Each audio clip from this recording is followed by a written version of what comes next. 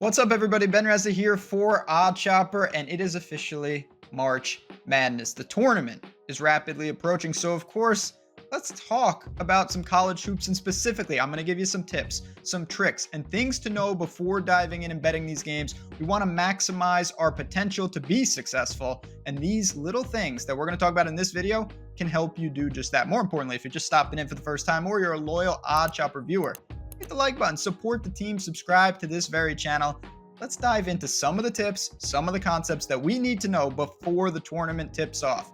The first one, the easiest one, maybe the biggest one, is shop the lines. There are so many books out there and so many spreads out there. If you are not shopping the lines, you are doing yourself a huge disservice. Of course, on oddchopper.com, we have our compare tool. You quickly go there and you see all the sports books and all the games with all the spreads. And if you're scrolling, I'm going to stop right on St. Louis and VCU. You may not think this is a big deal. 4 points versus 3.5. If you are betting these teams, that half point is absolutely crucial over the entire tournament. Getting a better half point, a point here and there, it adds up so quickly. Reducing juice on bets adds up so quickly. So that is something, if you are betting sides and you're betting totals and things like that, you always want to shop the lines and get the best number. In addition to that, while I'm here, I do want to direct you to the shop bets tool and the college basketball there. If you're really going for it and your state has player props, or you're shopping the lines this way in a market-based approach, again, I can't speak enough to how important it is to get the best odds. You see right here, we've got numerous player props and numerous sides on specific books that are plus EV, that are returning positive ROIs. And if you are not taking the correct line, you are going to turn your profits into losses. It's as simple as that. This is the easiest and fastest way to get involved and be successful when betting March Madness. Now, before I get to my second tip, I do want to say, with the tournament approaching, I'd be an idiot not to mention, you can check out all the tools on OddsShopper Premium. You can get OddsShopper Premium for a week, 100% free. You can test it out. You get it for March Madness. You're checking out all the options, all the tools, all the values for free. If you don't like it, you can leave. If you love it, you stick around. It's as simple as that. But let's keep going. Talk about a couple other things that I want you guys to know when we're betting hoops during March Madness. Second, it's not fun, but we got to talk about it. Avoid certain types of bets. The number one would be teasers. I'm sorry, teasers. I'm sorry, but you shouldn't be betting teasers in college basketball or basketball in general. You shouldn't be teasing totals. You shouldn't be teasing sides. And it's a pretty simple concept. The value of a point in basketball is just not a lot. You're talking about hundreds of points in a game. Think about football. A total or a spread, much smaller. In basketball, you've got the value of a basket is just not enough. And I can't explain it any simpler than this. What you are paying for is not worth it. The value of moving the game is not worth the juice that you have to pay. So when you are, it's always appealing. I've been there. You see a team, oh, they're 15-point favorite. Wow, I can make them 9-point favorite. That's amazing. I can take one of my underdogs and move them up. Yes, but the odds are changing, not in your favor. Trust me, try to avoid those bets. Second thing to maybe avoid, and this is where we really need to drill down, is in the boost section. You guys are on these books. You see them all the time. Boost, promos, things like that. They're not all created equal. There's a couple different types. The good type is when they say, you make a bet and we're going to give you a 50% profit boost, a 25% profit boost right on top. You make your wager and we're just making it better no matter what you bet. That's awesome. Always take advantage of that. The second type where we need to be careful are pre-made boosts. They say to you, okay, in this NCAA tournament game, we need Duke to win by 5, and then we need Kansas to win by 10, and these are the odds. And it's made. That's a little trickier because they are determining what those odds are, and you really need to be careful. A lot of times, they are not positive EV bets. You really want to be careful. So the stepped up parlays, things like that, awesome. The pre-made boosts, I'm not saying they're all terrible, but you do at times want to avoid that. And again, I'll reference, you want to shop those odds and make sure before you place those wagers, you're doing everything that you can to maximize your profit. So talked a little line shopping.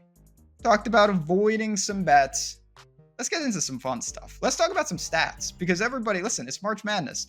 You're going to be talking about teams you never heard of because, listen, the reality, I do this because I'm a crazy person. Not everyone on a Tuesday is watching the Summit League. Not everyone's watching Missouri Valley Conference, things like that. And if you're not paying attention to the stats and you're not understanding what you're looking at, you're going to be confused and it's going to lead you to false conclusions. So wherever you get your stats, of course, for me, I use our man Makajeski's stochastic projections, all his information to look at, and I'll reference some of the games in recent days. When you pull this stuff up, you really have to understand what you are looking at, whether it's pace metrics, whether it's points per game and things like that are a little more simplistic, because there are going to be teams on these slates that you have never heard of. And I'll just kind of give a crude example. You know, if you see one of the big name teams and they say, okay, they play really fast, and then you look at the total for their first round game and it's very low, you're immediately going to say, wow, this is a great bet.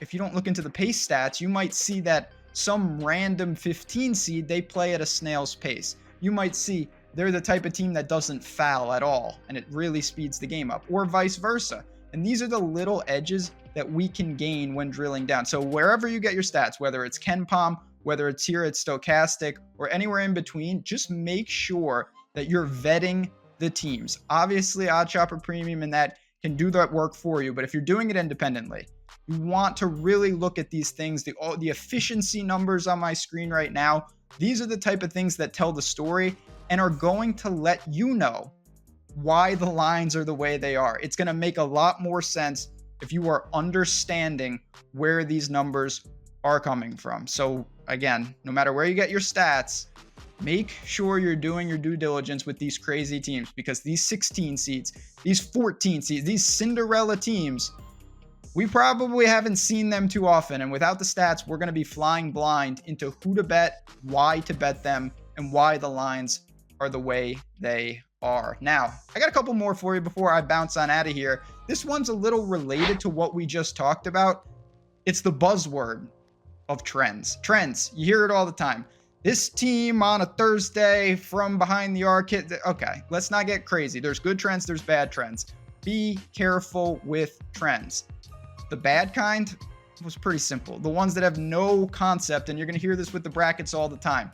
Are they overly predictive? I would say no. When they tell you, well, a 14 seed in the West region has knocked out the 3 7 out of 10 years. Okay, that's great. It's nice to know that.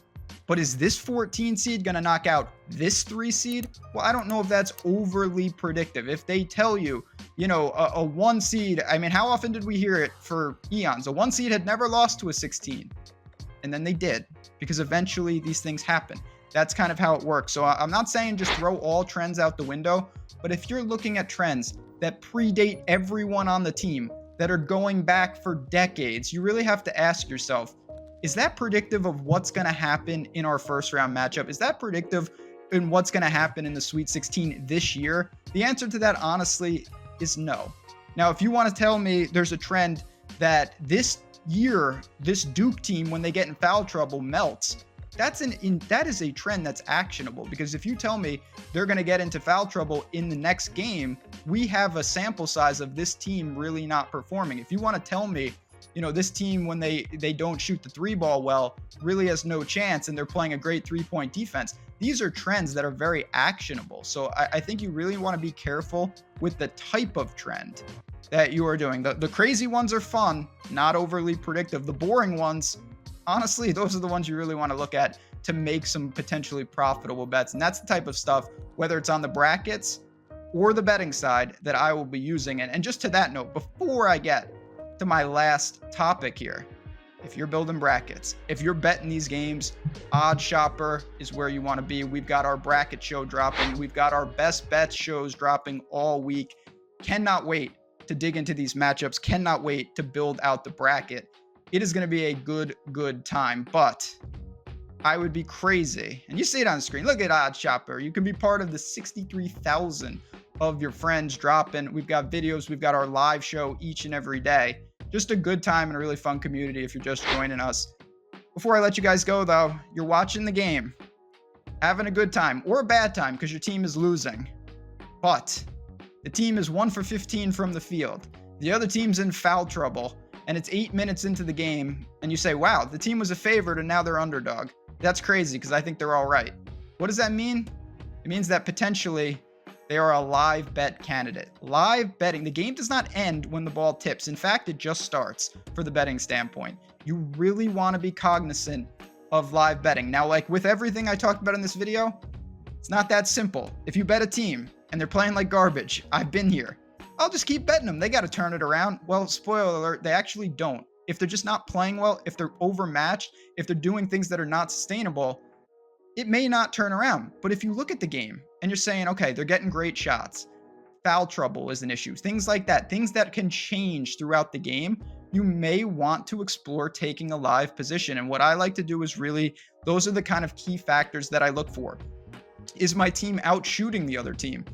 If they're doing that, that's great. Are they getting to the free throw line a ton? That's great. You only get 5 fouls in college basketball. Sometimes the other team is in massive foul trouble, and this is the time to take advantage of that. And then on the flip side again, is it something that might not be fixable? If they're getting out rebounded massively and they're a small team, I'm not sure how you fix that during the game. So you really have to take a reasonable test to look at what are our options and can I pick up a position with better odds and better pricing during the game. And I would really encourage people to check out live betting. Certainly, it's one of the many reasons you want to be involved with the community. You can find me on Twitter at JazzRazDFS. I'm talking through these games on the fly. You get to halftime, maybe you put in that bet. But it's going to be a great tournament. I cannot wait to see these games. It's a wide open year and one where I think there's a lot of money to be made. So I'm hopeful that these tips, from shopping the lines to avoiding the dangerous bets, learning the stats, breaking down the trends, and at times picking up some bets live, can make us all have a really successful March and just a great tournament overall. Thanks again for tuning in. Enjoy March Madness. Stay tuned for all the content we have breaking down the individual games. For me, for everyone here at Odd Shopper, again, good luck, enjoy, and I'll talk to you guys soon.